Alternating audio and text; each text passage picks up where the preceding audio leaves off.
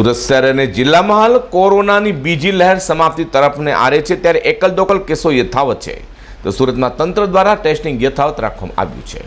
સુરત શહેર અને જિલ્લામાં હાલ કોરોના કંટ્રોલમાં છે, ત્યારે સુરત મહાનગરપાલિકા અને સુરત જિલ્લા આરોગ્ય વિભાગના જણાવ્યા મુજબ મંગળવારે આજે સુરત શહેરમાં 3 અને જિલ્લામાં 1 પણ કેસ ન આવતા કુલ આજે 3 પોઝિટિવ કેસ સુરતમાં નોંધવા પામ્યા છે, જેને લઈને કુલ પોઝિટિવ કેસનો આંક 1,43,619 થયો છે। તો કોરોનાથી સુરત શહેર અને જિલ્લામાં એકનું પણ મોત ન થતાં કુલ મૃત્યુઆંક 2115 યથાવત છે।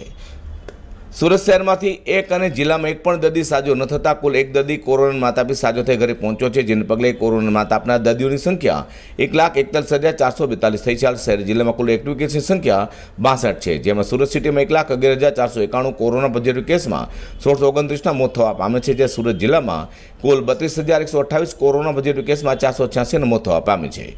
સુરત શહેરમાંથી 1,09,806 અને સુરત જિલ્લામાં 31,636 દર્દી કોરોના માતાપી સાજે થઈ ઘરે પણ પહોંચ્યા છે।